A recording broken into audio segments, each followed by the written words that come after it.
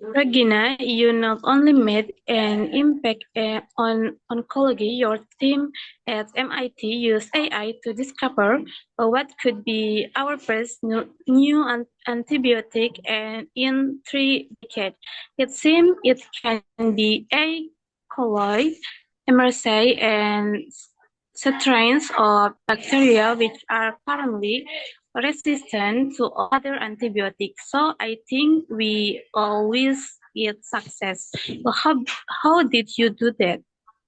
So I should say that, developing antibiotic is not an area with numerous competitions, even though their resistance to antibiotics that we have continued to grow. This happened to be an area where pharmaceutical companies are not very active because economically, it doesn't work for them. So in some ways, we do need to have alternative approaches. And I met a colleague and he was from biological engineering, he was working on antibiotics.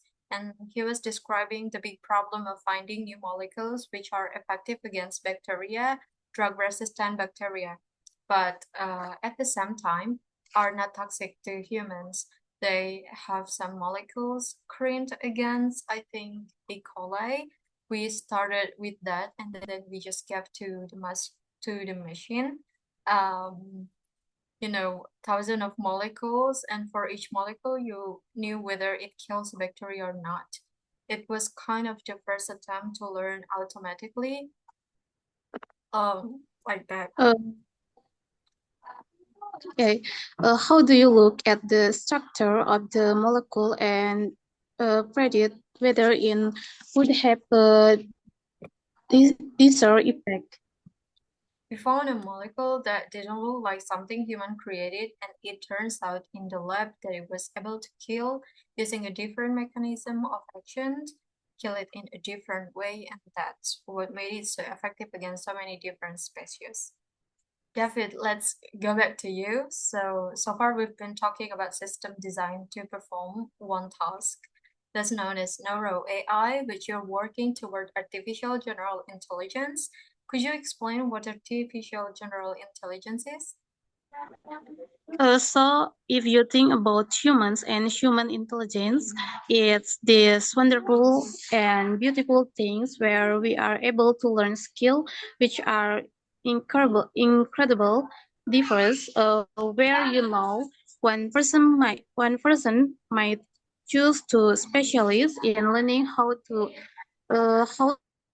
play tennis, and other person might specially in becoming an amazing chef, and another person finance, and other person scientist. So when we want to build arti- artificial intelligence, we want system which not only solve a single problem, but in a similar manner to humans are able to approach any number of problems with the intelligence, and that capable of doing amazing things in each of those different areas.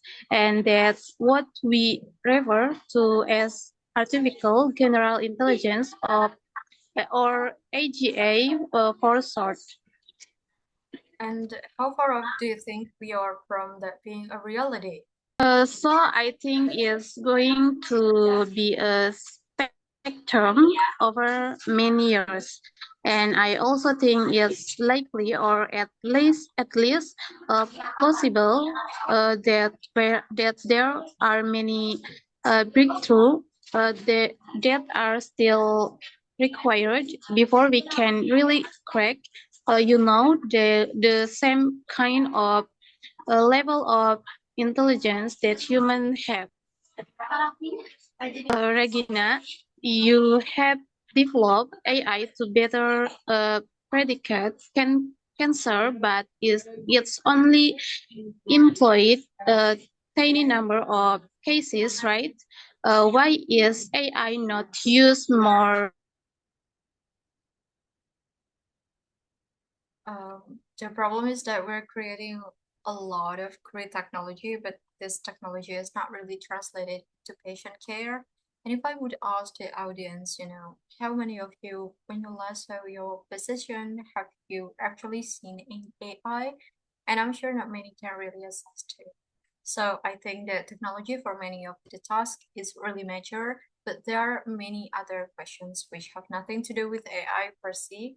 And one is the regulation or regulations in Europe, UK, US continue to change. Another big problem is people don't really know how to build for AI. And today, the American doctor who uses AI loses money.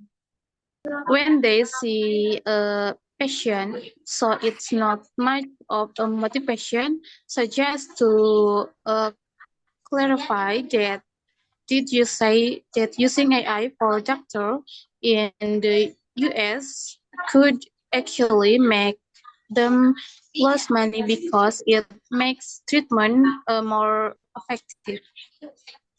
I'm referring to a specific paper. The way the billing is done, it somehow relates to the time the doctor spends with patients. So if you have something that makes it faster, you're actually losing money. And it was very depressing. And Paulo, what about your challenge? The robot you've developed mimics human behavior. And what's next? Uh, I'm very hopeful with what we are doing in terms of creating social emotional AI system that can help humanity become its best. If we can intervene early with children, instead on the autism spectrum, they have a chance of lyric integrating with the society and doing really well. When we think about other vulnerable areas of our life in when we age, social isolation, being lonely, and that leads to mental health issue and lead to physical health issue and so on. We can have the same system become a companion that help you there. Once we figure out the physical tasks, you can also imagine that they can give you assistive care, meaning that they can be not only a social emotional companion for you, but they can also be a companion and say let's cook some food together, let's go for a walk together and so on, which is going to help a lot with independent living with dignity when we are at the age. Do you think we'll see robots helping with assistive care in the future anytime soon, or is that way of the distance? I think it is within the next decade. Well, David, you are working on Gemini, which is Google's answer to ChatGPT, and you aim for it to be able to do both take a return and write a novel. People would probably be very happy to have their take returns done, or I would definitely would be. But novels should we really be letting AI sort of take over human culture?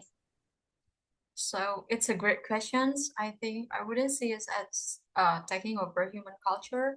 I think that will happen, or the most likely outcome is that we'll be providing an incredible, powerful tool to human outdoors. So we've already seen this in a number of areas where we've developed technologies that enable authors of different kinds of media to basically create things much more powerfully using tools. So for example, there's a music authoring system called Lyra that was released recently, and there's still wonderful footage of will.i.am when he's playing with it for the first time. And he's just so excited because he said it can kind of speed up his songwriting process by, 10 to 100 times. So I think, what I really hope we get to in a world in which the AI and the humans kind of work together to just make everything better. So, I'm excited to be in a world when we have much more the most amazing novels that we can imagine that which go far beyond the ones we have today. Thank you, David. Thank you. This is the engineers intelligence sign for the BBC World Service. We've discussed medical AI, emotionally intelligent robots, the goal of artificial general intelligences, and the threat AI might pose.